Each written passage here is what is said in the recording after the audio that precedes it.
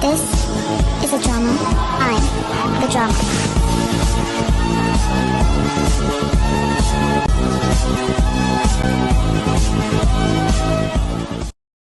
សួស្តីអ្នកនរគ្នាតោះយើងទៅមើលរឿងយើងភាគទី8វិញម្ដងពេលនេះឈីចឹងកំពុងតែនៅក្នុងបន្ទប់សន្តាគារតែម្នាក់ឯងគេអង្គុយជួបបារីបណ្ដាមើលខ្សែក្រវ៉ាត់ដែលអូនគេបានឲ្យគេបណ្ដាគ្រាន់តែមើលខ្សែក្រវ៉ាត់ហ្នឹងណាក៏គេចាញ់ជាមានអារម្មណ៍ស្រាប់ស្រាលដែរនិយាយទៅទូប្រុសរបស់យើងគឺថារកចិត្តសាហាវហ្មងណាក្នុងគំនិតរបស់គេចង់យកខ្សែក្រវ៉ាត់ហ្នឹងទៅចងដៃចងជើងរបស់ស៊ូវៃអីយ៉ាងតែអេដមីនស្រឡាញ់ហ្មងអាស្ទាយបែបកាយកាច់អញ្ចឹងគេរស់រាលតែម្នាក់ឯងមិនអស់ចិត្តទេណាក៏រស់រាលដល់ស៊ូវៃទៀតដោយគេឆាត់មកកាន់ស៊ូវៃថាយើងពិតជាចង់សម្លាប់ឯងណាគ្នាកំពុងតែគេញ័រគ្នាឡើងខឹងគេក៏តបលោកទៅវិញទេដែលខ្ញុំគួរតែសម្លាប់នោះពេលនេះវាយប់ជ្រៅហើយតើលោកកំពុងតែធ្វើអីហ្នឹងស្រាប់តែស៊ូវៃក៏គិតថាតិចឈីឆឹងដឹងការពិតទៅបានជាឈីឆឹងខំមកចង់សម្លាប់គេបែបនេះឬមួយក៏ឆឹងអ៊ីបានប្រាប់គេអស់ហើយបើមិនមែនជាឆឹងអ៊ីទេអញ្ចឹងច្បាស់ជាយាយហើយគេចេះតែស្មានទៅណាព្រោះថាមានតែពីរអ្នកហ្នឹងទេដែលធ្វើអញ្ចឹងអូដូច្នេះហើយគេក៏ខលទៅឈីឆឹងដើម្បីបញ្ជាក់គេក៏សួរហេតុអីបានជាលោកចង់សម្លាប់ខ្ញុំឈីឆឹងក៏តបដោយសារតែឯងជាមេបង្កបញ្ហាលើបែបហ្នឹងស៊ូវៃឆ្ងល់ណាស់គេបង្កបញ្ហាយ៉ាងម៉េចទៅឈីឆឹងក៏និយាយទាំងសម្លេងស្រាប់ស្រាលតែម្ដងគេថាតើឯងមិនដឹងទេមែនទេក៏ប៉ុន្តែស៊ូវៃគេពិតជាមិនដឹងមែនគេឲ្យទុកពេលឲ្យគេបន្តិចសិនឈីឆឹងក៏តបឯងនេះពិតជាអាក្រក់ណាស់តើយើងអាចទុកពេលឲ្យឯងបានយ៉ាងងាយស្រួលយ៉ាងម៉េចទៅស៊ូវៃក៏សួរអញ្ចឹងតើលោកចង់បានអីពីខ្ញុំយ៉ាងណាមិញឈីឆឹងគេឲ្យស៊ូវៃប្រាប់គេមកស៊ូវៃគេឡើងភ័យខ្លួនឯនេះគេរកប្រាប់ការប៉ិនបន្តិចអត់បន្តិចណាអាបងគេក៏សួរតើឯងមាននឹកយើងទេគេនិយាយបណ្ដាសម្លេងរបស់គេធ្ងោកាន់តែខ្លាំងទៅដូច្នេះហើយស៊ូវៃគេដឹងហើយថាបងគេកំពុងតែធ្វើអីអាបងគេអត់ឆ្លើយទេតែដឹងថាគេកំពុងតែធ្វើអីទេគេកំពុងតែសាប់បណ្ដានឹងក៏មានជាសម្លេងធ្ងោទៀតគេសាប់ប៊ីហត់គេហ្នឹងណាស៊ូវៃគេឡើងខឹងហ្មងមកគិតអញ្ចឹងដាក់គេអីដើម្បីតែបញ្ចេញរបស់ខ្លួននឹងក៏ឆាត់មកស៊ូវៃព្រោះថាពេលនេះគេកំពុងតែចង់គេងជាមួយស៊ូវៃហ៎ចឹងហើយពេលដែលគេឮសម្លេងស៊ូវៃទៅគេកាន់តែមានអារម្មណ៍ថែមស៊ូវៃគេចង់តែចាប់ច្បាច់អាបងគេអន្តើឈីឆឹងក៏តបធ្វើទៅមកច្បាច់យើងមកស៊ូវៃគេជ្រុលមាត់និយាយខ្លួនឯងអញ្ចឹងសោះហ្នឹងណាតែគេថាឲ្យឈីឆឹងឈួនណែមិនបានគេងជាមួយគ្នាគ្រាន់តែឮសម្លេងគ្នាក៏មានអារម្មណ៍ណែនេះយ៉ាប់ហ្មងណាឈីឆឹងឥឡូវបើសិនជាអ្នកទាំងអស់គ្នាជឿស្ដាប់សម្លេងមើលបន្តិចទៅអេដមីនដាក់ឲ្យស្ដាប់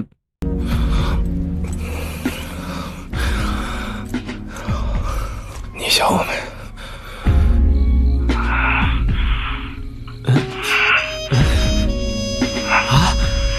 បន្តមកទៀតឈីឆឹងគេជូនយាមករកទិញខ្សែកមាសពេជ្រអីអញ្ចឹងណាគេមិនខ្វល់ពីយាទេគេទៅចាំនៅខាងក្រៅវិញដល់តែយាបានដៃតែម្ដងណានាងរើសខ្សែកនេះ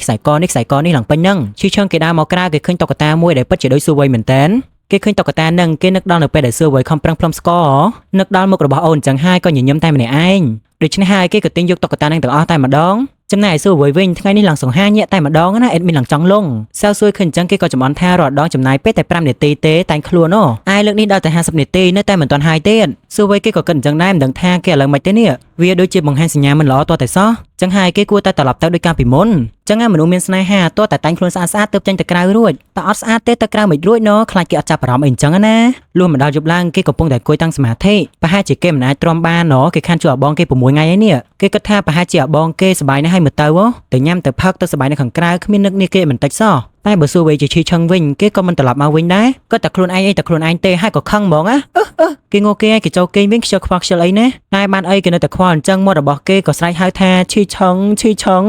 នឹកដល់ឈីឆឹងនឹងមិនមែននឹកធម្មតាទេណាគេក៏ចាប់ដើមធ្វើដូចឈីឆឹងតែម្ដងសម័យឃើញមុខដ៏ស្រស់សង្ហារបស់ឈីឆឹងហើយក៏យកដៃសាប់របស់ខ្លួនឯងទៅគេលេងសាប់បៀសាប់ស្វាយអីក្នុងភួយអីអញ្ចឹងណាមិនតែប៉ុណ្ណោះទេក៏លើសម្លេងជាងឈីឆឹងទៅទៀតណែបើអញ្ចឹងអីនឹងអ្នកមើលអ្នកឈួតអស់ហើយម្នាក់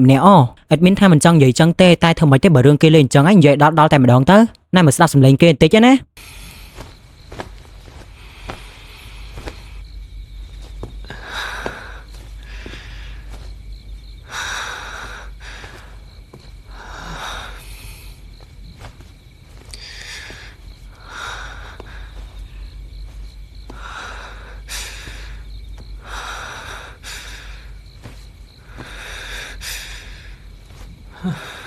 គាត់ជួនអីពេលណាបងគេក៏បានដើរចូលមកគេឃើញទាំងអស់ហ្នឹងគេឮទាំងសំឡេងឃើញទាំងកាយវិការនៅក្នុងភួយគេក៏ទៅលបក្បែរស៊ូវៃបើកភួយរបស់ស៊ូវៃស៊ូវៃគេឡើងភ្ញាក់កំពុងតែនឹកដល់បងគេផងឥឡូវមកដល់ល្មមគេក៏សួរតើលោកមកដល់តាំងពីពេលណាឈីចង់ក៏ប្រាប់ទៅពេលដែលអូនថានឹកបងអូនគេក៏សួរទៀតតើលោកដឹងដោយរបៀបណាថាខ្ញុំនឹកលោកស្រាប់តែបងគេក៏លោកដែរតែចាប់អូនទៅរបស់ស៊ូវៃក៏សួរតើលោកធ្វើអីគេមិននឹងរើរួចនោះបងគេចាប់ជាប់បាត់ហើយហ្នឹងតែមិនទេមកពីគេមិនចង់រើដែរហ្នឹងឈីឆឹងគេដឹងហើយថាស៊ូវៃកំពុងតែនឹកដល់គេបន្ទាប់មកគេក៏ដោះស្បែកជើងឡើងគេជាមួយនឹងស៊ូវៃតែម្ដងស៊ូវៃគេភ័យខ្លួនហើយគេពុំមានឈីឆឹងអត់មានធ្វើអីគេទេណា ឈីឆឹងគេមានទទួលអីគេគ្រាន់តែគេងជាមួយអ៊ីនតាគេគេងលក្ខណៈបែបធម្មតាហ្នឹងណាចាំលើកក្រោយចាំលក្ខណៈហឹង្សាវិញដល់ទៅសួរវ័យគេបណ្ដាមើលមុខរបស់ឈីឆឹងបណ្ដាហើយក៏ញញឹមទៀតគេគិតថាអត់ទេខ្ញុំជក់ចិត្តនឹងការសម្ដែងពេកទៅដឹងឃើញឯងលងស្នេហ៍គេដល់ដឹងខ្លួនទេនេះយប់នេះពួកគេមិនធ្វើអីគ្នាទេក៏គេងរហូតដល់ព្រឹកអញ្ចឹងទៅលុះមកដល់ព្រឹកឡើងអ្នកទាំងពីរក៏មកអង្គុយញ៉ាំអីសាសងគ្នាវិញសួរវ័យគេសួរឈីឆឹងតើនៅក្នុងដៃគេជាអ្វីទៅឈីឆឹងក៏តបឯងឈួតទេគឺជាចកឹះហ្នឹងហើយក្នុងគំនិតរបស់សួរវ័យមិនមែនជាចកឹះធម្មតាទេណាគេនឹងធ្វើវាឲ្យខ្លាចទៅជាសិល្បៈដែលគេមានគម្រោងចង់បង្កើតក្រុមហ៊ុនដំឡើងសិល្បៈមួយគេក៏បញ្យល់ទៅកាន់ឈីចឹងទៅថាវាតកតងនឹងពន្លឺសម្លេងនិងរបបផ្សេងៗដែលមានលក្ខណៈសិល្បៈរបស់វាទូដែលគេធ្វើទុកដាក់សែវជូប៉ាក៏មានលក្ខណៈសិល្បៈដែរក៏ប៉ុន្តែបងគេថាខុសគ្នាណាតែអញប្រកាសទេថាអញអាចធ្វើបានភ័យអីសួរវិញគេធ្លាប់ធ្វើអស់ហើយទាំងតុកទូចគៀងផាងផ្កាយនឹងគេធ្លាប់ធ្វើអស់ហើយម្យ៉ាងវិញទៀតវាក៏ពាក់ព័ន្ធជាមួយនឹងការងារដែលគេធ្លាប់ធ្វើពីមុនដែរគេបានរិស័យឃើញភាគច្រើនសិល្បៈត្រូវបានរចនាឡើងសម្រាប់ការតាំងពិព័រណ៍ធំៗមិនតែប៉ុណ្ណោះទេគេក៏បានរៀបរាប់ពីនេះពីនោះអំពីការងារសិល្បៈរបស់គេនឹងដល់តែកំឡោះសង្ហាឈីចឹងយើងវិញអង្គុយមើលមុខគេឡើងផ្លឹកតែម្ដងគេមានបានស្ដាប់អូននិយាយណាអូននិយាយថាតែឯងហ្នឹងសួរវិញក៏សួរតើលោកមានបានស្ដាប់ទេឈីចឹងគេចេះតែនិយាយទៅគេថាកំណត់ល្អអន្តើគេយកស្រាប់គ្រប់យ៉ាងហ្នឹងឲ្យតើអូនគេចង់ធ្វើអីគេមិនប្រកែកទេសួរវិញក៏ចង់ដឹងអំពីគម្រោងរបស់ឈីចឹងវិញឈីចឹងគេមានគម្រោងរបស់គេហើយតែគេប្រាប់ទេណាគេឲ្យសួរវិញញ៉ាំទៅបើថាសួរវ័យចង់បើកជំនាញដល់ថ្នាក់ហ្នឹងហើយឈីចឹងក៏ឲ្យកាត់ទៅកាន់សួរវ័យតែម្ដងគេឲ្យសួរវ័យប្រើវាទៅបើសិនជាសួរវ័យត្រូវការសួរវ័យគេមិនយល់ទេហើយគេក៏សួរតើលោកគិតថាខ្ញុំជាអ្នកបម្រើសេវាកម្មលោកមែនក្រែងសួរវ័យចង់បើកក្រុមហ៊ុននេះឈីចឹងក៏ឲ្យលុយទៅគេឲ្យចាត់ទុកថាគេគ្រាន់តែវិនិយោគទុនទៅណាឬហើយគេក៏ទៅធ្វើការបាត់ទៅគេឲ្យអូនចេញលុយឲ្យផងប៉ះវូសួរវ័យណាបើប៉ះវូសួរហានេះណាយកចាយតខ្ទេចបន្ទាប់មកសួរវ័យគេមកហាងលក់ពស់ដែលគេបានមកថ្ងៃមុនលោកតកែក៏ប្រាប់ឲ្យសួរវ័យទៅវិញទៅពស់របស់គាត់ត្រូវបានគេទិញយកអស់ហើយសួរវ័យគេមកលើកនេះគេមិនចង់ទិញពងពស់នោះទេប៉ុន្តែគេត្រូវការពស់ញីមួយដោយសារតែពស់លោកមុនគេទិញទៅគេពេញចិត្តដូច្នេះហើយទើបគេត្រូវការពស់ញីមួយដើម្បីផ្សាំយកកូនគេក៏សុំឲ្យលោកតកែជួយយកពស់ញីឲ្យគេមួយមកតែលោកតកែមិនមែនចេះតែទិញមកបានទេណាដោយសារតែកន្លែងដែលគាត់ទិញពស់មកនឹងមានអ្នកយាមច្រើនណាស់សួរវ័យក៏សួរអញ្ចឹងពងពស់ទាំងនោះលោកធ្វើមិនទៅបានវាទៅលោកតកែក៏ប្រាប់ទៅថាវាខុសគ្នាពស់ញីគេមិនឲ្យបាត់ចំនួនគេអីតែមួយទេដូច្នេះហើយសួរឲ្យលោកតកែលួចដូរពស់មួយទៅយ៉ាងណាមិញលោកតកែនៅតែគិតថាវាមិនអាចទៅរួចអញ្ចឹងសួរក៏ឲ្យលុយលោកតកែជាច្រើនហើយក៏បញ្យល់គាត់ទៀតថាពួកគេទាំងនោះមិនបានស្វែងរកការពិតអីទេទី1ចំនួនពស់នៅតែដដែលចំណែកប្រភេទពស់វិញមានតែផ្លាស់ប្ដូរឯណាទី3តម្លៃពស់ក៏គ្មានធ្លាក់ចុះដែរគិតមើលទៅមើលពួកគេទៅធ្វើតែ DNA ពស់អញ្ចឹងហើយគេឲ្យលោកតកែជួយគេម្ដងទៅលោកតកែវិញបានលុយច្រើនយ៉ាងហ្នឹងហើយមិនជួយយ៉ាងម៉េចអញ្ចឹងហើយគាត់ក៏សាកល្បងទៅចំណែកសួរវ័យគេក៏ត្រឡប់ទៅវិញទៅណាគេរងចាំដំណឹងល្អពីលោកតកែគ្រាន់តែសួរវ័យទៅផុតលោកតកែក៏ខលទៅកាន់គ្នាគាត់ដោយគាត់ប្រាប់ថាថ្ងៃនេះយើងទទួលបានអតិថិជនធំណាចៃដន្យម្លេះគ្នារបស់គាត់ក៏ទទួលបានអតិថិជនធំដែរលោកតកែក៏បានដៀលសួរវ័យទៀតថាមិនត្រឹមតែមានទេថែមទាំងឈួតទៀតម្នាក់នោះគេថែមទាំងសន្យាជួយទិញពស់យើងទៀតផងគ្នារបស់លោកតកែក៏ដូចគ្នាដែរនិយាយទៅពីអ្នកគាត់ដូចគ្នាហ្មងណាចឹងហើយគ្នារបស់គាត់ចង់យកកន្លែងរបស់គាត់ជាចំណុចដើម្បីជួយដូរពស់នឹងត្រូវបានផ្ទេរមកកន្លែងលោកតកែក្រោយមកអតិថិជនរបស់លោកតកែម្នាក់ទៀតនឹងបញ្ជូនអ្នកមកយកពស់ហើយម្នាក់នោះនឹងបងលុយគាត់ទាំងពីរនាក់ណាលើបែបនឹងលោកតកែគាត់ក៏អស់មែនតែនគាត់ក៏លន់មកថាអញ្ចឹងយើងនឹងទទួលបានលុយដែលគ្មានធ្វើអីសោះយើងក៏មិនដឹងដែរថានរណាគេនៅពីក្រោយរឿងទាំងអស់ហ្នឹងណាដូច្នេះហើយយើងចាំមើលសាច់រឿងជាបន្តទៀតងាកមកកាន់ម្ដាយឈីឆឹងឯនេះវិញពេលហ្នឹងគឺគាត់បានទទួលសារពីជនអនាមិកទីរ៉ៃហើយជនអនាមិកដែលផ្ញើសារមកគាត់ហ្នឹងមិនមែនជា EX របស់ឈីឆឹងទេអ្នកទាំងអស់គ្នាប៉ុន្តែគឺជាកូនស្រីរបស់យើងស៊ូវ័យនឹងឯងគឺជាផែនការរបស់គាត់កូនស្រីស៊ូវ័យរបស់យើងគឺផ្ញើសារមកម្ដាយឈីឆឹងដើម្បីធ្វើឲ្យគាត់ហ្នឹងមិនស្ងប់ចិត្តទីរ៉ៃរត់ទៅធ្វើឲ្យគាត់ហ្នឹងចង់ឲ្យឈីឆឹងហើយនឹងយាយហ្នឹងរៀបការកាន់តែលឿនដោយគាត់ផ្ញើសារមកប្រាប់ម្ដាយឈីឆឹងថាកុំឲ្យឈីឆឹងហ្នឹងរៀបការជាមួយយាយពីព្រោះថាពួកគាត់ទាំងពីរគឺស្រឡាញ់គ្នាហើយពួកគាត់ក៏បានរៀបគម្រោងរួចហើយដែរថានឹងរៀបការជាមួយគ្នានៅខែក្រោយម៉ាក់របស់ឈីឆឹងបន្ទាប់ពីគាត់បានអានសារនឹងហើយគឺគាត់រត់តែស្លន់នឹងភ័យឡើងខ្លាំងឡើងហើយខ្លាចកូនគាត់ទៅរៀបការជាមួយមនុស្សប្រុសខណៈពេលដែលគាត់កំពុងតែបារម្ភអំពីរឿងឈីឆឹងនឹងយាយក៏បានមកលេងគាត់ល្មមហើយគាត់មិនកំពុងតែខ្លាចថាកូនប្រុសរបស់គាត់នឹងរៀបការជាមួយមនុស្សប្រុសអញ្ចឹងហើយគឺគាត់ចង់ឲ្យឈីឆឹងនិងយាយគឺរៀបការជាមួយគ្នាបានលឿនបំផុតតាមដែលអាចធ្វើទៅបានហេតុនេះហើយគាត់ក៏បានប្រាប់យាយឲ្យរើសថ្ងៃដើម្បីទៅចុះសម្បត្តិអាពាហ៍ពិពាហ៍ជាមួយនឹងឈីឆឹងនាងយាយបន្ទាប់ពីលើបែបនេះគឺថាទ្រង់សប្បាយអសម្បើមណាស់ដោយសារតែបំណងប្រាថ្នាខ្លាយទៅជាកូនប្រសារមហាសេដ្ឋីរបស់នាងចិត្តបានសម្រេចហើយនាងយាយអើយសប្បាយអសិនទៅនាងដឹងតែអត់លិតហើយកូនប្រសារពិតប្រាកដរបស់គ្រូសាឈីគឺជាកូនស្រីរបស់ខ្ញុំនោះទេអេដមីនទន្ទឹងរង់ចាំថ្ងៃដែលយាយខ្លាយទៅជាមនុស្សឈួតនៅពេលដែលនាងដឹងការពិតបន្ទាប់មកសាច់រឿងក៏កាត់មកដល់នៅពេលដែលឈីឆឹងនាំកូនស្រីស៊ូវ័យរបស់យើង មកកម្មវិធីជួបជុំមួយឈីឆឹងបានណែនាំស៊ូវ័យទៅឲ្យមនុស្សគ្រប់គ្នាស្គាល់ហើយគាត់ក៏បង្ហាញដោយប្រយោលផងដែរថាស៊ូវ័យគឺជាមនុស្សសំខាន់ប៉ុណ្ណាសម្រាប់គាត់អ្នកដែលឈីឆឹងណែនាំមកឲ្យស្គាល់ស៊ូវ័យរបស់យើងអ្នកទាំងអស់គ្នាគឺសុទ្ធតែជាម្ចាស់ក្រុមហ៊ុនធំៗល្បីៗប្រចាំប្រទេសនិយាយពីថាអាបងរបស់គេនឹងជួយត្រួសត្រាយផ្លូវឲ្យប្អូនរបស់គេសម្បើមខ្លាំងណាណែនាំឲ្យស្គាល់សិទ្ធិអ្នកមានមុខមានមាត់ហើយសិទ្ធិអ្នកធ្វើចំនួនសំខាន់អញ្ចឹងប្អូនគេអនាគតទៅនៅក្នុងវិថីចំនួនគឺអត់ពិបាកទេមានបងជាខ្នងបង្អែកហើយមានតំណែងតំណងល្អជាមួយអ្នកធំទៀតអូយ my god ដោយដែលអ្នកទាំងអស់គ្នាដឹងស្រាប់ហើយរាល់ការជួបជុំទាំងអស់សិតតែមានការផឹកស្រាហើយនេះគឺជាជំនួបដំបូងរវាងស៊ូវ័យរបស់យើងនិងអ្នកមានមុខមាត់ផ្សេងអញ្ចឹងគឺថាមានការផឹកស្រាខ្លាំងមែនតើជាពិសេសថ្ងៃហ្នឹងគឺស៊ូវ័យរបស់យើងជាតួឯងអញ្ចឹងគឺគាត់ដើរតួសំខាន់នៅក្នុងការចូលស្រាតែម្ដងគឺគាត់ផឹកស្រាច្រើនខ្លាំងមែនតើអស់ពី1 កែវចូល1 កែវអស់ពី1 កែវចូល1 កែវហើយនេះគឺជាលទ្ធផលចុងក្រោយរបស់កូនស្រីរបស់យើងគឺសវឹងលេតេប៉ុន្តែគេសវឹងគេមានអាបងគេមើលថែប៉ុន្តែបើសិនជាអ្នកទាំងអស់គ្នាសវឹងវិញអាចនឹងដេកតាមផ្លូវឲ្យឆ្កែលិតមាត់ហើយអញ្ចឹងអត់បានទេសវឹងត្រូវដឹងស្មារតីអត់មានឲ្យលេតេអញ្ចឹងទេឈីឆឹងគឺគាត់បានគ្រាស៊ូវ័យរបស់យើងមកអង្គុយលើសាឡុងក្នុងផ្ទះរបស់គាត់រួចហើយហ្នឹងក៏បានយកដៃខ្លួនឯងហ្នឹងឯមុខប្អូនថ្នមហើយនិយាយឡើងសតុនទៅកាន់ប្អូនថាមិនអីសវឹងអូឈីឆឹងនៅពេលដែលគាត់តុនផ្លន់ណាគឺមានមុនស្នេហ៍ខ្លាំងមែនតើប៉ុន្តែនៅពេលដែលគាត់រោគចិត្តរឹតតែមានមុនស្នេហ៍ទៅទៀតកូនស្រីរបស់យើងពេលដែលស្វាងគឺថាមិនហ៊ានទេប៉ុន្តែពេលដែលសវឹងសិតតែទាញអាបងហ្នឹងមកចិត្តខ្លួនទៀតហើយគណៈពេលដែលមុខអ្នកទាំងពីរគៀកគ្នាហើយសម្លឹងគ្នាហ្នឹងគឺស៊ីអារម្មណ៍ដល់កហើយភ្លេចតែគេដាក់មកឡើងរ៉ូម៉ាន់ទិកនិយាយទៅគឺថាបរិយាកាសពេលហ្នឹងគូតែមានអីដែលពិសេសកើតឡើងមនុស្សពីរនាក់មានអារម្មណ៍ស្រឡាញ់គ្នាទៅវិញទៅមកហើយសម្លឹងគ្នាបែបនេះច្បាស់ណាស់ 100% គឺនឹងកើតមានអារម្មណ៍ចង់ថើបគ្នាហើយកូនប្រុសស្រីរបស់យើងទាំងពីរហ្នឹងក៏កើតមានអារម្មណ៍បែបហ្នឹងកើតឡើងអញ្ចឹងទៅគេក៏បានខិតមកជិតគ្នាបន្តិចម្ដងដើម្បីថើបណាប៉ុន្តែពិតជាចង្រៃពិតមែនអ្នកទាំងអស់គ្នាអាកូនប្រុសស្រីរបស់យើងចិត្តបានស៊ីចុកជាមួយគ្នាហើយណាគឺនាងស្រីចង្រៃយេហ្នឹងក៏បានខលមកកាត់តប៉ែជុំយៈហើយនាងយេហ្នឹងគឺតបងសំណាស់អត់មានខុសទេដូចខ្វះពេលវេលាតែមកឯងកំពុងតែស្លងអារម្មណ៍តាមកូនប្រុសស្រីផងមកដាច់ចង្វាក់អស់ហលីងបន្ទាប់មកឈីឆឹងក៏បានចេញទៅខាងក្រៅដើម្បីនិយាយទូរស័ព្ទជាមួយយេកូនស្រីយើងអ្នកទាំងអស់គ្នាគេសន្លឹងផែនខ្នងអាបងគេឡើងអន់ចិត្តបន្តិចដែរប៉ុន្តែការតេមកវគ្គហ្នឹងវាពិតជាបង្កបរិយាកាសល្អមែនទែនសម្រាប់កូនស្រីរបស់យើងដើម្បីអនុវត្តផែនការរបស់គាត់ក៏បានឆ្លៀតពេលដែលឈីឆឹងចេញទៅនិយាយទូរស័ព្ទខាងក្រៅជាមួយយេហ្នឹងចូលមកបន្ទប់ដែលឈីឆឹងដាក់ពោះកូនស្រីរបស់យើងគឺមិនមានបំណងអាក្រក់ចំពោះនាងពោះសរបស់ឈីឆឹងនោះទេគឺគាត់គ្រាន់តែចង់ដាក់អន្ទាក់យេតែប៉ុណ្ណោះគឺគាត់បានយកកញ្ចប់ថ្នាំពុលមួយកញ្ចប់ដែលបើកប្រើហើយនឹងដាក់នៅក្រោមទូពោះនោះបន្ទាប់ពីគាត់ដាក់រួចហើយគាត់បានត្រឡប់មកអង្គុយលើសាឡុងវិញហើយគណៈពេលនោះឈីឆឹងក៏បាននិយាយទូរស័ព្ទចប់ជាមួយនឹងយេផងដែររួចហើយឈីឆឹងក៏បានប្រាប់ទៅអូនរបស់គេថាយេនឹងមកនឹងបន្តិចទៀតនេះកូនស្រីយើងលឺហើយអ្នកទាំងអស់គ្នាមកគេឡើងសែតគឺត្រង់ប្រច័ណ្ឌអាបងគេខ្លាំ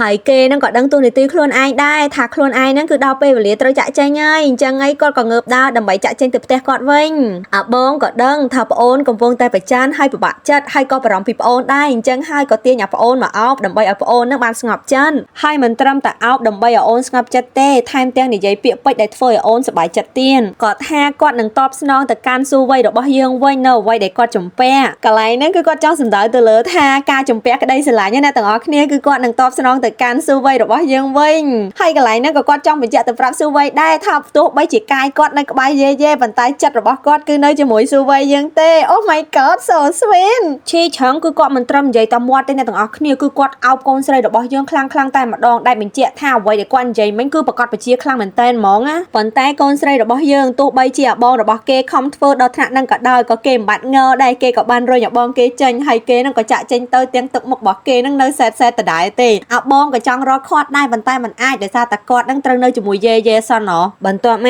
កយេក៏បានមកដល់ផ្ទះរបស់ឈីឆឹងហើយពេលដែលនាងមកដល់ភ្លាមនាងប្រុងហៅឈីឆឹងប៉ុន្តែពេលដែលនាងរកហៅហើយនាងក៏នឹកឃើញថាអត់ហៅទេពីព្រោះថានាងចង់ធ្វើរឿងមួយសិនរឿងដែលនាងចង់ធ្វើហ្នឹងគឺមកសម្រាប់ពោះសសម្រាប់ចិត្តរបស់ឈីឆឹងអាយ៉ាគ្រប់យ៉ាងដំណើរការទៅតាមផែនការកូនស្រីស៊ូវ័យរបស់យើងទាំងអស់យេអើយជាប់អន្ទាក់កូនស្រីសម្រាប់ចិត្តរបស់ខ្ញុំហើយយេនាងក៏បានបោះសាច់ដែលមានលាយថ្នាំពោទៅឲ្យសែស៊ូប៉ាវនឹងស៊ីប៉ុន្តែសំណាងល្អមែនតើសែស៊ូប៉ាវនឹងគឺអត់ស៊ីទេអ្នកទាំងអស់គ្នាយេគឺនាងក្តៅកាហាយខ្លាំងមែនតើនៅពេលដែលសែស៊ូប៉ាវមិនព្រមស៊ីសាច់ដែលនាងបោះទៅប៉ុន្តែនាងមិនបានបញ្ឈប់គំនិតដែលចង់សម្រាប់សែស៊ូប៉ាវនោះទេនាងថាបើនាងមិនអាចសម្រាប់សែស៊ូប៉ាវបានដោយខ្លួនឯងគឺនាងនឹងជួលអ្នកណាម្នាក់មកសម្រាប់សែស៊ូប៉ាវតតបាននឹងគិតទៅម្នាក់ស្រី នឹងគំនិតអាក្រក់ខ្លាំងមែនតើនៅពេលដែលនាងគិតបែបហ្នឹងហើយសែស៊ូប៉ាមិនព្រមស៊ីសាច់ដែលនាងបោះទៅនឹងនាងក៏បានយកសាច់នឹងចេញមកវិញដើម្បីកុំឲ្យឈីឆឹងដឹងប៉ុន្តែនាងអត់ដឹងទេថាកញ្ចប់ថ្នាំពុលដែលកូនស្រីរបស់យើងដាក់ហ្នឹងគឺនៅខាងក្រោមហើយនាងក៏ដោយចេញទៅដល់អត់ឃើញទេបន្ទាប់មកសាច់រឿងក៏កាត់មកដល់នៅពេលដែលកាងជឺរៀបរាប់អំពីអត្តពលគ្រោះថ្នាក់នៃសម្បកថ្នាំពុលដែលឈីឆឹងរកឃើញមានន័យថាឈីឆឹងគឺគាត់បានប្រទះឃើញសម្បកថ្នាំពុលដែលកូនស្រីរបស់យើងបានបន្សល់ទុកហើយពេលហ្នឹងគឺគាត់កំពុងតែយកមកសួរកាងជឺថាតើអាថ្នាំហ្នឹងវាមានអត្តពលមិនខ្លះតាមពិតទៅថ្នាំពុលហ្នឹងវាគឺជាប្រភេទថ្នាំកដុលទេប៉ុន្តែវាក៏អាចសម្លាប់ពស់ធម្មតាបានដែរប៉ុន្តែបើសិនជាប្រភេទពស់ដូចជាសែស៊ូប៉ាគឺអាចសម្លាប់បានទេបើត្រឹមតែហូបលើកដបងវាគ្រាន់តែធ្វើឲ្យសែស៊ូប៉ាហ្នឹងឈឺតែប៉ុណ្ណឹងប៉ុន្តែបើសិនជាហូបយូរទៅក៏អាចធ្វើឲ្យសែស៊ូប៉ាហ្នឹងងាប់បានដែរទោះបីជាឈីឆឹងចង់ព្យាបាលក៏ព្យាបាលអត់ជាដែរឈីឆឹងគឺជាមនុស្សដែលឆ្លាតខ្លាំងមែនទែនគ្រាន់តែគាត់ឃើញពីវិធីដែលគេចង់សម្លាប់ពស់គាត់ហ្នឹងគឺគាត់ស្មានដឹងតែម្ដងថាអ្នកដែលចង់សម្លាប់ពស់គាត់ហ្នឹងគឺជាអ្នកដែលនៅក្បែរខ្លួនគាត់នឹងឯងពីព្រោះថាតើតែអ្នកនៅក្បែរខ្លួនគាត់ទើបអាចដាក់ថ្នាំពុលពស់របស់គាត់ម្ដងបន្តិចបានកាងជឿនៅពេលដែលលើឈីឆឹងនិយាយចឹងគាត់គិតថាប្រហែលជាឈីឆឹងរបស់យើងនឹងសង្ស័យទៅលើយ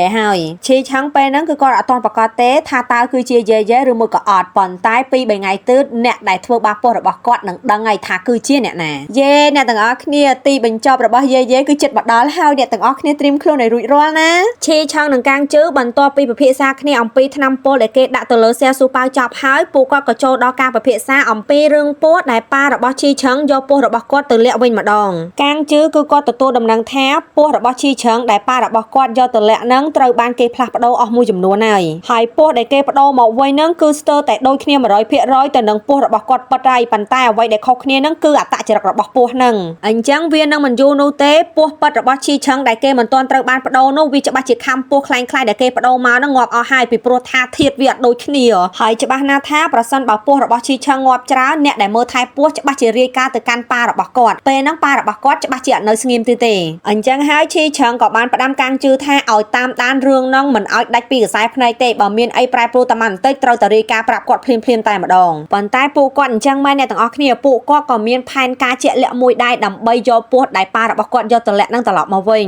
កាងជឿគឺគាត់អត់ហ៊ានធានា 100% ទេថាផែនការអ្វីដែលពួកគាត់រៀបចំទុកនឹងបានជោគជ័យប៉ុន្តែគ្រប់យ៉ាងដែលគាត់បានធ្វើនឹងគឺវាដំណើរការទៅល្អហើយអ្វីដែលគាត់ជឿជាក់បំផុតនឹងគឺពស់របស់ឈីឆឹងនឹងមិនមានគ្រោះថ្នាក់នោះទេឈីឆឹងគាត់លឺអញ្ចឹងហើយគាត់ក៏ញញឹមរួចហើយគាត់ក៏និយាយថាគួរដល់ពេលដែលគាត់ត្រូវទៅមើលកូនពស់របស់គាត់ហ្នឹងហើយដោយសារតែបែកគ្នាយូរហើយគាត់នឹងសម្រាប់អ្នកដទៃពស់គ្រាន់តែជាអសេរពឹសទេតែបើសម្រាប់ឈីឆឹងវិញណាអ្នកទាំងអស់គ្នាពស់គឺជាកូនជាជីវិតរបស់គាត់បន្ទាប់មកសាច់រឿងក៏កាត់មកដល់នៅពេលដែលសែសួយមកកន្លែងចិញ្ចឹមពស់របស់ឆឹងអ៊ីការដែលគាត់មកហ្នឹងមិនមែនមកមើលមកទស្សនាអីទេអ្នកទាំងអស់គ្នាគឺគាត់មកសុំទិញពស់មួយក្បាលពីឆឹងអ៊ីហើយពេលហ្នឹងគឺគាត់កំពុងតែដើររកពស់ដែលគាត់ត្រូវការនឹងឯងដោយសារតែគាត់មានរូបពស់យកមកមើលជាមួយផងហើយទីបំផុតគាត់ក៏រកឃើញពស់ដែលគាត់ចង់ទិញបានដែរអ្នកទាំងអស់គ្នាគឺពស់ពណ៌ក្រហមដែលអ្នកទាំងអស់គ្នាកំពុងតែឃើញហ្នឹងហើយគ្រាន់តែគាត់ឃើញពស់ហ្នឹងហើយអ្នកទាំងអស់គ្នាគាត់ក៏ប្រាប់ឆឹងអ៊ីថាគឺពស់ហ្នឹងហើយមិនត្រឹមតែប៉ុណ្្នឹងទេគាត់ក៏ឲ្យឆឹងអ៊ីហ្នឹងមើលរូបពស់ដែលគាត់ screenshot ដាក់ក្នុងទូរស័ព្ទហ្នឹងទៀតអ្នកទាំងអស់គ្នាហើយកូនស្រីយើងសម្បើមដៃណាស់អ្នកទាំងអស់គ្នាគឺគាត់ភ្លេចខ្លួនគាត់អស់រូបពស់ហ្នឹងអស់ទៅក៏ដោះរូបដែលគាត់ selfie រូបឆឹងអ៊ីនៅក្នុងទូរស័ព្ទដៃរបស់គាត់ដល់ពេលអញ្ចឹងអ្នកទាំងអស់គ្នាកូនស្រីយើងគាត់គៀងខ្លួនឯងដែរហើយអៀនផងអីផងប៉ុន្តែឆឹងអ៊ីនេះវិញអ្នកទាំងអស់គ្នាអើយដល់ពេលឃើញអញ្ចឹងគឺគេសប្បាយអរខ្លាំងមិនឲ្យសប្បាយអរយ៉ាងម៉េចមនុស្សដែលខ្លួនតាមស្រឡាញ់ចង់ងាប់ឥឡូវគេរក្សារូបខ្លួនឯងនៅក្នុងទូរស័ព្ទដៃរបស់គេអញ្ចឹងមានន័យថាគាត់មានសង្ឃឹមហើយត្រូវអត់ឆឹងអ៊ីគាត់ដឹងថាកូនស្រីរបស់យើងខ្មាស់ហើយអៀនអញ្ចឹងហើយគឺគាត់មានថាអីកូនស្រីរបស់យើងតែអ្នកទាំងអស់គ្នាគ្រាន់តែគាត់ញញឹមហើយសើចទៅសប្បាយចិត្តតែប៉ុណ្្នឹងឯងណែក្នុងរឿងអញ្ចឹងណាតែបើជីវិតពិតហើយអ្នកទាំងអស់គ្នាធ្វើអញ្ចឹងដាក់ក្រាស់អ្នកទាំងអស់គ្នាច្បាស់ជាខ្មាស់ហើយមិនដឹងយកមកទៅទុកនៅណាទេលោកអើយលោកអត់មានករណីនឹងអញ្ចឹងទេហើយអ្នកទាំងអស់គ្នាគណៈពេលដែលឆឹងអ៊ីកំពុងតែសប្បាយចិត្តទៅកូនចៅរបស់គាត់មកកាត់ចង្វាក់អស់លីងមាត់ឡើងអត់កម្រគាត់និយាយថាគ្រប់ពួកដែលឈីឆឹងមានគឺចង្វាយរបស់គាត់នឹងមានកូពីឡើងដូចទាំងអស់អ្នកទាំងអស់គ្នាឆឹងអ៊ីគាត់លើអញ្ចឹងហើយគាត់ក៏ឲ្យលីវាងបិទមាត់ឲ្យលឿនលីវ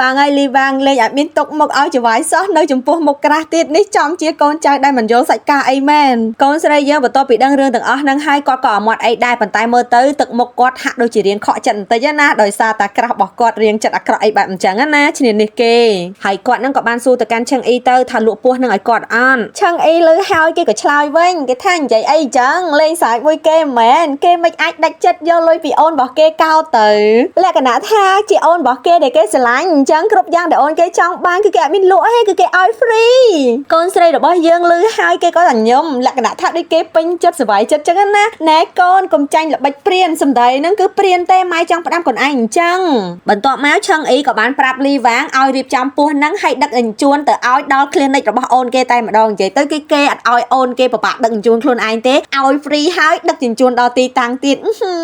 លយម្លេះរីឯកូនស្រីរបស់យើងគេឆ្ងល់អ្នកទាំងអស់គ្នាឆ្ងល់ហេតុអីបានឆឹងអ៊ីហ្នឹងអត់សួរថាហេតុអីបានជាគាត់ហ្នឹងចង់ទិញពោះហ្នឹងអញ្ចឹងឆឹងអ៊ីចម្លើយដែលគាត់ឆ្លើយចេញមកប្រៀបដូចជាការកំពុងតែសន្សំបន្ទុកឲ្យខ្លួនឯងអញ្ចឹងគាត់ឆ្លើយថាគឺគាត់អត់ចាំបាច់ដឹងហេតុផលនៅអ្វីដែលគាត់ឲ្យទៅកាន់សែស៊ួយរបស់យើងទេគឺគាត់ដឹងត្រឹមតែម្យ៉ាងឲ្យតែសែស៊ួយត្រូវការអីគឺគាត់នឹងផ្ដល់ឲ្យហ្នឹងកូនស្រីយើងលឺចម្លើយឲ្យអ្នកទាំងអស់គ្នាគឺថាគេរំភើបនៅក្នុងចិត្តអើយមើលទៅទឹកមុខគេទៅក៏ដឹងដែរនេះបញ្ជាក់ឲ្យឃើញថាកូនស្រីរបស់យើងធ្លាក់ក្នុងលូស្នេហ៍គេហើយបន្ទាប់មករឿងក៏បានកាត់មកនៅពេលដែលសែស៊ួយយកពោះមកដល់មន្ទីរពេទ្យហើយគ្រាន់តែឃើញស៊ួយក៏ឆ្ងល់មិនក៏លឿនម៉េះដោយសារតែសែស៊ួយទៅតាមមួយផ្លែតសោះក៏បានពោះត្រឡប់មកវិញបានសែស៊ួយក៏សួរតែឯងឆ្ងល់អំពីសមត្ថភាពរបស់យើងមែនទេស៊ួយគេចង់នឹងថាតើគេមានធ្វើអីឯងអត់គេគិតថាចង់អីដូចជាឈីឆឹងដែរចង់បានអីតួតែបកគលខ្លួនប្រានអីអញ្ចឹងណាសមត្ថភាពប្រហែលលោកគ្រូពេទ្យហើយគេមិនឲ្យនរណាគេចំណេញលើគេបានទេដូច្នេះហើយស៊ួយក៏សួរទៀតឯងគ្រាន់តែសុំគេមួយគេឲ្យឯងហ្មងហើយពិតជាអញ្ចឹងមែនតើឆឹងអ៊ីគ្រាន់តែអូនសុំនឹងគេក៏ឲ្យភ្លាមតែម្ដង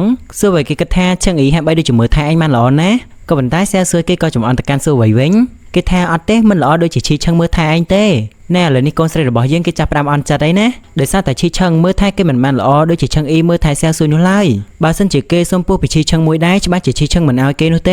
េបើទោះជាអូនស្រឡាញ់វាខ្លាំងប៉ុណ្ណាក៏ដោយតែបងគេប្រហែលជាទុកពោះសំខាន់ជាងណាសែស៊ួយគេគិតថាមិននឹងដូចគ្នាបើឆឹងអ៊ីគ្រាន់តែយកពោះជាការកំសាន្តនឹងដល់តែឈីឆឹងគេទុកពោះដូចជាកូនរបស់គេអញ្ចឹងគេមិនអាចបោះបង់កូនរបស់គេចោលបានទេសួរក៏តបត្រូវហើយនៃគឺវាខុសគ្នាចំពោះឆឹងអ៊ីពោះគ្រាន់តែជាពោះតែប៉ុណ្ណោះប៉ុន្តែចំពោះឈីឆឹងពោះប្រៀបដូចជាមនុស្សអញ្ចឹងវាជាកម្មសិទ្ធិរបស់គេហើយគ្មាននរណាគេអាចទៅប៉ះពាល់ពោះរបស់គេបាននោះទេនិយាយពីថាកូនស្រីរបស់យើងនិយាយឡើងកំសត់អូយកំសត់ចឹងហើយសែស៊ួយគេដូចជាធំក្លិនប្រច័នណែឃើញឯស៊ួយភ្លេចខ្លួនប្រច័នគេឯនេះសែស៊ួយគេក៏ហៅស៊ួយមកមើលពោះសិនមកគ្រាន់តែស៊ួយឃើញពោះនឹងភ្លាមគេក៏គិតថាតម្លៃរបស់វាដូចជាថ្លៃណាស់ដោយសារតែគេឥឡូវកាន់តែជំនាញណាទៅលើផ្នែកពោះនឹងគេស្គាល់លបងគេមិនអត់ប្រយោជន៍ណាគេចេះជំនាញពោះនឹងឥឡូវនេះរត់លុយបានមកកកកបន្ទាប់មកសែស៊ួយក៏រត់នឹកឃើញថាមិនក៏យើងមិនដាក់ពោះខ្លាំងៗមួយទៅនោះយានេះនឹងត្រូវចាប់ដោយសារតែពោះរបស់ឈីឆឹងហើយតែយើងមើលទៅកូនស្រីរបស់យើងគេពិតជាបារម្ភមែនតែនគេថាយើងមិនអាចធ្វើរឿងល្ងងអញ្ចឹងបានទេបើសិនជាអ្នកខ្លំមើលពោះដឹងឈីឆឹងគឺជាអ្នកទទួលរងការបាត់បង់សួរវ័យគេបានវិនិយោគទុនទៅលើគម្រោងរបស់គេរហូតទៅដល់100,000 យន់ឯណោះចំនួនប៉ុណ្ណឹងណាគេគិតថាវាមិនមែនជារឿងធំដុំអីនោះទេកាលពីមុនកូនស្រីរបស់យើងគិតថាលុយប៉ុណ្ណឹងច្រើនណាស់ឥឡូវមិនក៏គិតថាតិចអញ្ចឹងដើម្បីតែបងគេឥឡូវនេះគេហ៊ានលះបង់ហើយដូច្នេះហើយកូនស្រីច្បងក៏ដៀលក្បាលកូនស្រីប្អូនតែម្ដងគេថាវូសូវ័យដើម្បីតែស្នាមញញឹមរបស់មនុស្សប្រុសឯងហ៊ានចំណាយលុយដល់ថ្នាក់ហ្នឹងយ៉ាងណាមិញសួរវ័យគេមិនទទួលស្គាល់នោះទេគេថាយើងគ្រាន់តែចាត់ទុកវាជាការវិនិយោគទុនតែប៉ុណ្ណោះបរិះដែលអាចធ្វើឲ្យសួរវ័យចំណាយលុយទៅលើបានទោះតែម្នាក់នោះមានតម្លៃខ្លាំងណាស់ចឹងមានន័យថាឈីឆឹងគេមានតម្លៃខ្លាំងណាស់សម្រាប់សួរវ័យគ្រាន់តែសួរវ័យឥឡូវនេះគេមិនទាន់ដឹងខ្លួនទេអញ្ចឹងណាពិភាក្សាគ្នាឡើងមួយថ្ងៃហើយយប់ឡើងក៏ពិភាក្សាគ្នាទៀតដោយពេលនេះសែស៊ួយគេគិតថាគម្រោងរបស់ពួកគេគឺពិតជាដំណើរការទៅបានល្អណាស់ដំណើរការបានល្អហើយមិនក៏សួរវ័យគេអត់សប្បាយចិត្តអញ្ចឹងសួរវ័យក៏ប្រាប់ថាយើងមិនដឹងទេគ្រាន់តែមានអារម្មណ៍ថារំខានសែស៊ួយក៏និយាយបន្ទាប់ពីឃើញកញ្ចប់ឆ្នាំពុលហើយឯងមិនគិតទេថាឈីឆឹងនឹងធ្វើល្អដាក់យាវិញគេមិនខឹងយាក៏ថាបានចំណែកសួរវ័យក៏និយាយបើសិនជាឈីឆឹងធ្វើតាមយាមែនគេមិនមែនជាឈីឆឹងទេព្រោះថាឈីឆឹងគេស្រឡាញ់ពោះរបស់គេខ្លាំងណាស់ពោះគឺជាអត្ថិភាពទី1របស់គេហើយសូម្បីតែពេលនេះយើងក៏មិនដឹងថាតើឈីឆឹងគេស្រឡាញ់ពោះគេជាងឬក៏អូនគេជាងផងហ្នឹងឃើញថាកូនស្រីរបស់យើងគេដូចជាតានតឹងដល់ហើយសែស៊ួយក៏សួរតែឯងនឹងទេហេតុអ្វីបានជាឯងមានអារម្មណ៍ថាតានតឹងអញ្ចឹងតាមពិតទៅឥឡូវនេះឯងមិនបានខ្វល់អំពីយាទៀតទេតែអ្វីដែលមានឥទ្ធិពលមកលើឯងនៅពេលនេះគឺជាអាកប្បកិរិយារបស់ឈីឆឹងដើម្បីតែពោះរបស់គេត្រូវតែនៅជាមួយយាអញ្ចឹងហើយដូច្នេះហើយបានជាធ្វើឲ្យឯងអន់ចិត្តអញ្ចឹងទៅលុះត្រាតែឈីឆឹងនិយាយថាគេបោះបង់ពោះរបស់គេចោលហើយទើបបញ្ហាទាំងអស់អាចដោះស្រាយបានប៉ុន្តែគេមិននិយាយទោះតែសោះនោះហើយជាហេតុផលដែលឯងអាចធ្វើឲ្យអស់ពីសមត្ថភាពរបស់ឯងដើម្បីទទួលបានពោះទាំងអស់នោះត្រឡប់មកវិញនិយាយអញ្ចឹងហើយនឹងអ្នកបងធំក៏បានចំអន់ទៅកាន់សួរវ័យទៀតដោយសារតែសួរវ័យឃើញឈីឆឹងមានស្នេហាជាមួយអ្នកផ្សេងអញ្ចឹងទើបធ្វើឲ្យគេអន់ចិត្តខ្លាំងយ៉ាងនេះហើយសួរវ័យគេមិនដឹងទេថាពេលនេះគេកំពុងតែរងទុក្ខដោយសារតែពោះរបស់ឈីឆឹងសើសើគេថាត្រូវអត់ឯងនិយាយប្រាប់យើងមើលចំណែកសួរវ័យវិញគេឡើងចង់យកមួយនេះហើយគេក៏ខឹងមែនតើគេក៏តែច្បាច់ករបស់សើសួយតែម្ដងណាដោយគេថាសើសួយតែឯងឆ្លាតណាស់មែនទេដូច្នេះហើយពីរអ្នកគេក៏វាយគ្នាផងបលែងគ្នាផងអញ្ចឹងទៅបន្តមកយើងងាកមកមើលកញ្ញាយាស្តាវិញពេលនេះនាងចាប់ផ្ដើមបញ្ចេញពឹសពុលរបស់នាងឯណាដោយនាងបានជួលបរិះពីរនាក់ឲ្យរៀបផែនការដើម្បីសម្លាប់ពោះរបស់ឈីឆឹង បរោះពីអ្នកនោះគេថាបើសិនជាគេបំពល់បានអត់ឬបែបនឹងយឺនៅឡើងខឹងតែម្ដងនាងខំជួលមកអស់ទាំងលុយឲ្យមានរៀបចំផែនការអញ្ចឹងពោះរបស់ឈីឆឹងមិនអាចញ៉ាំចំណីពីក្រៅបានទេដូច្នេះហើយនាងឲ្យបរោះពីអ្នកនឹងរត់នឹកផែនការមើលនាងចង់ឲ្យសម្រាប់ពោះនឹងហើយនាងក៏ចង់ឃើញសាកសពរបស់វាដោយផ្ទាល់ភ្នែកក៏ប៉ុន្តែប្រុសពីអ្នកនោះគេថាតម្លៃប៉ុណ្ណឹងគេមិននឹងហ៊ានបន្ថយបន្ថែមទៅតែចេញចរិតមកអញ្ចឹងមានន័យថាគេចង់បានលុយបន្ថែមទៀតហើយយាវិញដើម្បីតែសម្រាប់ពោះនឹងបាននាងសុកចិត្តឲ្យ1 គុណនឹង 2យាងាកមកមើលឈីឆឹងវិញពេលនេះគេកំពុងតែនិយាយទូរស័ព្ទជាមួយអូនគេដោយគេពិតជាចង់ជួបអូនគេខ្លាំងណាស់នៅពេលនេះគេបន្ថែមទៀតថាគេមិនមែននិយាយលេងទេគេនិយាយមែនទេណាស្រាប់តែកាងជឺក៏មកប្រាប់ឈីឆឹងថាស្ថានភាពត្រូវបានផ្លាស់ប្ដូរអ្នកយាមពោះបាត់ដំណឹងឲ្យឆឹងតែម្ដងចុងភៅនៅក្នុងហាងកាហ្វេក៏ត្រូវបានផ្លាស់ប្ដូរអស់ទៀតគេសង្ស័យថាប្រហែលជាមានរឿងអីមិនប្រក្រតីទេណាប្រហែលជាមាននរណាគេម្នាក់អាចសង្ស័យអំពីពួកគេជាមិនខានចំណែកឈីឆឹងប្រាប់ឲ្យកាងជឺតាមដានរឿងនឹងឲ្យជាប់រួចហើយគេក៏បន្តនិយាយគ្នាជាមួយអូនគេទៀតកាងជឺគេគិតថាលឿនជាងអ្វីដែលគេគិតទៅទៀតហើយគេទើបតែលួចដូរពោះបានជាង20ក្បាលសោះឥឡូវនេះខាងនោះគេចាប់អារម្មណ៍ដឹងបានកាងជឺគេខំនិយាយជាមួយអ្នកប្រុសគេតែអ្នកប្រុសគេបែរតែនិយាយទូរស័ព្ទទៅវិញលើកនេះឈីឆឹងគេដូចជាមិនសូវខ្វល់ពីពោះរបស់គេមិនទេនេះអាយ៉ាសួរវេលានេះអាចប្រក្រាបពោះបានហើយតាគេដូចជាចាប់ផ្ដើមសំខាន់ទៅសម្រាប់បេះដូងរបស់ឈីឆឹងណាកំពុងតែជាប់រវល់និយាយជាមួយអូនផងគេក៏ដេញកាងជឺឲ្យទៅវិញទៅឃើញម៉ែមនឹងកាងជឺគេគិតថាអ្នកប្រុសរបស់គេដូចជាមិនទេរួចហើយអ្នកប្រុសសង្ហាក៏សួរអូនគេថាតើយើងអាចជួបគ្នាពេលណាបានបន្ទាប់មកយើងមកមើលការពិភាក្សាគ្នាអំពីពោះរបស់សួរវៃវិញកំឡោះសង្ហាដែលធ្វើការឲ្យសួរវៃក៏មកប្រាប់សួរវៃថាពេលនេះគេមិនអាចតាក់ទងទៅកាន់អ្នកលក់សត្វពោះបានទេគេខំទៅដល់ផ្ទះរបស់គាត់ហើយតែក៏មិនឃើញគាត់មិនតែប៉ុណ្ណោះទេរបស់ក្នុងផ្ទះក៏បាត់អស់ទៀតដូច្នេះហើយគេគិតថាប្រហែលជាគាត់ភៀសខ្លួនទៅដឹងហើយប្រហែលជាមានការឡើងនៅកន្លែងទុកពោះរបស់គាត់ហើយដូច្នេះហើយកំឡោះសង្ហានឹងគេចង់បន្ថែមមនុស្សម្នាក់ទៀតដើម្បីទុកមើលច្រកទ្វារគេក៏សួរអំពីគំនិតរបស់សួរវៃថាយ៉ាងម៉េចដែរចំណែកសួរវៃគេបានទុកចិត្តទៅលើកំឡោះសង្ហាហ្នឹងហើយរឿងគ្រប់យ៉ាងគេឲ្យកំឡោះសង្ហាហ្នឹងជាអ្នកដោះស្រាយចោះចំណែករឿងលុយហ្នឹងមិនបាច់បារម្ភទេគេនឹងបង់លុយគ្រប់ចំនួនតែម្ដងបន្ទាប់មករឿងក៏បានកាត់មកដល់នៅពេលដែលបរិះ2នាក់ដែលយាយបានជួលពួកគេកំពុងតែមកឆ្កឹះឆ្កៀផ្ទះរបស់ឈីឆឹងមិនដឹងថាសួរវៃគេមកផ្ទះរបស់ឈីឆឹងធ្វើអីទេគេក៏ឃើញស្របពេលហ្នឹងឈីឆឹងក៏បានខំមកកាន់សួរវៃល្មមដែលគេថាពេលនេះគេចង់ជួបសួរវៃណាសួរវៃក៏សួរវិញតើពេលនេះលោកនៅឯណាគឺថាឈីឆឹងកំពុងតែនៅតាមផ្លូវទៅមន្ទីរពេទ្យឮថាបងគេទៅមន្ទីរពេទ្យអញ្ចឹងក៏គិតថាតើគេឈួតទេស្រាប់តែបរិះម្នាក់នោះងាកមុខមកនឹងក៏biếtនឹងឃើញសួរវៃហើយឥឡូវនេះសួរវៃកំពុងតែភ័យផងញ៉ៃគ្នាផងណាអាបងគេក៏សួរគេហេតុអីបានជាឯងមិននិយាយអីខ្លះអញ្ចឹងសួរវៃក៏ប្រាប់ទៅថាខ្ញុំកំពុងតែមករកលោកឥឡូវនេះខ្ញុំកំពុងតែនៅមុខផ្ទះរបស់លោកហើយគេមិនទាន់បានប្រាប់អីទៅកាន់ឈីឆឹងផងក៏ស្រាប់តែពីអ្នកនោះបើកទ្វារបានគេក៏ប្រាប់ឈីឆឹងយ៉ាងលឿនតែម្ដងថាសែវជូប៉ែកំពុងតែនៅក្នុងគ្រោះថ្នាក់គេនិយាយតែប៉ុណ្្នឹងទេគេក៏បើកទូរស័ព្ទបាត់ទៅដោយសារតែគេបញ្ញាប់ទៅជួយអាប៉ាហ៎អាប៉ែពីអ្នកនេះវិញពីអ្នកគេធំតែមៀតទេណាតែលើប្រអប់ដាក់ពោះមិនរួចទេពេលដែលសួរវៃដល់ចុះមកដល់គេចាប់អារម្មណ៍ឃើញថាពោះនឹងមិនមែនជាសែលជូប៉ៅឡើយអញ្ចឹងមានន័យថាឈីឆឹងគេបានដូរពោះនឹងចេញបាត់ទៅហើយបើសិនជាអញ្ចឹងមែនវាកាន់តែធ្វើឲ្យសួរវៃងាយស្រួលនៅក្នុងការសម្ដែងណាចាំមើលការសម្ដែងរបស់កូនស្រីយើងមើលចំណែកអាប៉ែអាខ្មៅនេះគេចង់សម្លាប់ពោះនឹងនៅផ្ទះរបស់ឈីឆឹងតែម្ដងណាដល់តែអាប៉ែកម្មាប់មួយទៀតគេក៏គិតអញ្ចឹងដែរនិយាយទៅយាយមិនដឹងថាជួលណាគេទេអត់មានគំនិតមានអីគិតសោះហ្មងបើសម្រាប់អញ្ចឹងឈីឆឹងគេគង់តែស៊ើបដឹងដដែលហ្នឹងស្រាប់តែពេលហ្នឹងវីរៈនារីសួរវៃក៏បានចេញមកតែម្ដងដោយគេសួរថាតើពួកឯងកំពុងតែធ្វើអីអាប៉ែម៉ាប់គេក៏យកកំបិតរបស់គេទៅភ្ជុងសួរវៃគេសួរវៃថាតើឯងជានរណាគេមើលគេបាត់មុខឡើងគួរអស់សំណាញ់មែនតែនអញ្ចឹងណាគេមើលមិនស្គាល់ប្រហែលជាអាប៉ែពីរអ្នកនឹងចេញធ្វើចោលលើកទី1ទេនេះគេប្រាប់ឲ្យសួរវៃចោះចាញ់ទៅបើសិនជាសួរវៃចង់មានជីវិតរស់សួរវៃគេមិននឹងចោះចាញ់ទៅគេមានពីរអ្នកគ្នាគេដែរតា fake friend គេគឺជានឹងពោះខ្លាញ់ខ្លាយនឹងដោយពោះខ្លាញ់ខ្លាយនឹងគេបានចឹកដែរអាប៉ែអាវខ្មៅចំណែកឯសួរវៃក៏បានទត់ប្រដាប់សំខាន់របស់អាប៉ែកម្មាប់ពីរអ្នកគេពិតជាឈឺមែនតែនម្នាក់ត្រូវពើម្នាក់ត្រូវពងស្រាប់តែអាប៉ែកម្មាប់គេខឹងពេកគេក៏ប្រងនឹងចាក់សួរវៃមួយកំបិតតែបានអើយព្រះអង្គម្ចាស់ក៏បានមកទាន់ពេលតែម្ដងចឹងហើយអាប៉ែកម្មាប់នឹងគេមិននឹងវាយឈ្នះឈីឆឹងទៅព្រោះថាឈីឆឹងមិនមែនត្រឹមតែសង្ហានោះទេថែមទាំងខ្លាំងទៀតឈីឆឹងក៏សួរអូនគេតែឯងមិនអីទេមែនទេសួរវៃក៏ប្រាប់ទៅថាខ្ញុំមិនអីទេអាមួយអាវខ្មៅនោះត្រូវពើរបស់ពោះទៅណារួចក៏ស្លាប់មួយទៀតទៅបន្ទាប់មកឈីឆឹងក៏ចាប់សួរអាពានហ្នឹងណាថាតើនរណាគេជាអ្នកឲ្យឯងមកយ៉ាងណាមិញពីអ្នកគេទាំងពីរអ្នកមិនឆ្លើយនោះទេបើមិនឆ្លើយអញ្ចឹងឈីឆឹងក៏និយាយថាតើឯងចង់បានលុយពីយើងដើម្បីចិញ្ចឹមជីវិតឬមួយក៏ឯងចង់បានលុយពីនាងដើម្បីទិញមឈូសអញ្ចឹងមានន័យថាឈីឆឹងប្រហែលជាគេដឹងហើយថាគឺជាស្នាដៃរបស់យាយការសម្រេចចិត្តមិនគឺជាការជ្រើសរើសរបស់អាពីរអ្នកហ្នឹងទេអាប៉ែម៉ាំនោះក៏ប្រាប់ទៅថាគឺជាស្នាដៃរបស់សង្សាររបស់លោក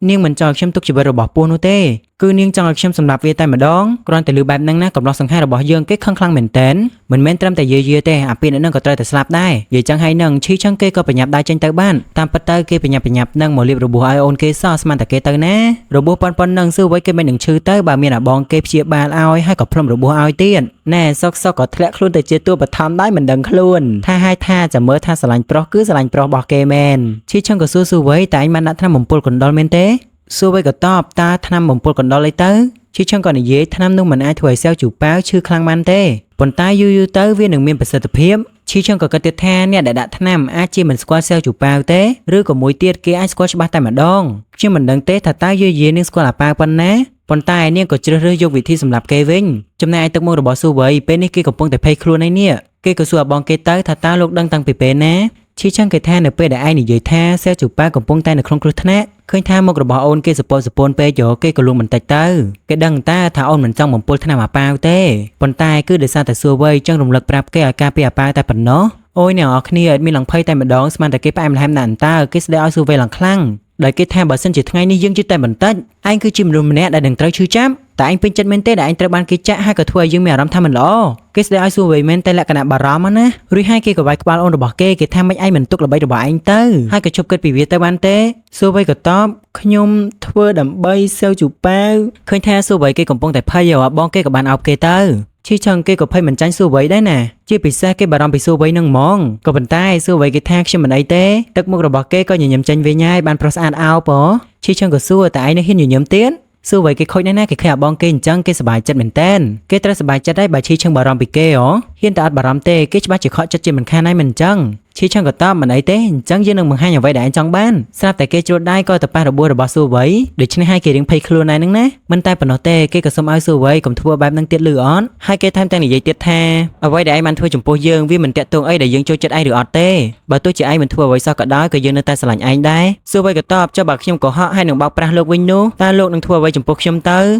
chấm lai rồi bà bong kê nè cái tha dương căn ta sẽ lạnh anh mình tham tiên lừa bám nâng xu vậy của chúng ngon hai ấy tử bữa tha cái của họ đọt thằng nâng hai nơi ta sẽ lạnh kế tiết rồi Chi Chang cái tha để ra tại anh chụp bẹ dương để cho nên việc xong hai part để dương từng pi kênh chụp mũi khnia nè này dây cho này dây lang có bộ bua con xây rồi bỏ kênh chụp mũi khnia nè lừa bám nâng con xây rồi bỏ dương có chắc cái đích mua đã bong kênh tay mà đón có bàn tay à bong kênh cái chắp đây rồi bỏ kênh chuột đây này dây tiết tha dương mình đai mi à rom trong kênh chụp mũi đồ nè khang đôi chị anh tếลื่นจังไอ้นั่งสมันแต่สู้ไว้เกตรอจมูกย่อเกกับปงแต่เนกับมอมโปรมาจาไรพองเกแท้นี่ชีวิตที่ได้ลบบางแห่งก็ได้สลายย่อเวียโดยจะจำเปยใจเดี๋ยวซาแต่ชีเชิงเกกแท้ปีเนี่ยเกจิมหรือโปรดิคเนซ่าจังให้ตาไอ้เกตรลงสู้ไว้เดี๋ยวเปียกก็เหาะเมนเต้จังไหนสู้ไว้เกก็เลยปากกายจ้ะนะปีเนี่ยเกก็ด่าใต้มาดองเต้ก็บรรทายเรื่องก็มันบางแห่งยังได้กับปงแต่จังมือพองเนี่ยเรื่องกับบ้านบางแห่งอย่างปีชุดมุนนึงเหมือนเต้เนื้อไปได้ตัวโปรระบายยังตั้งปีเนี่ยกับปงแต่ยำไอ้จมูกขณีอ๋อได้อย่าบองเกบ้านมือไงแต่เลยการสลิปเประบายสู้ไว้นะก็บรรทายสู้ไว้เกเหมือนควาเต้เกกระแทกสำเนียงเประบายเกคือวิสาได้สำหรับเกอ๋อกรอนตาแต่จูบแต่ติจนซ้อจำมาจำนายประแต่เลยก็เอาถั่วไอ้เนาะเดี๋ยวฉันให้ชี้ช่างเกหลังเอาสำนักแต่เลยโอนเกตายเหมือนดองนะเรื่องระบายยืมเพื่อตีปรับใบกับจับแต่ตรำนางไงเรื่องจำแต่สนะเพื่อตีปรับบนจีบนต่อเตียนแน่เอาคนเนี่ยเอาคนเนี่ยบาย This is a drama. I'm the drama.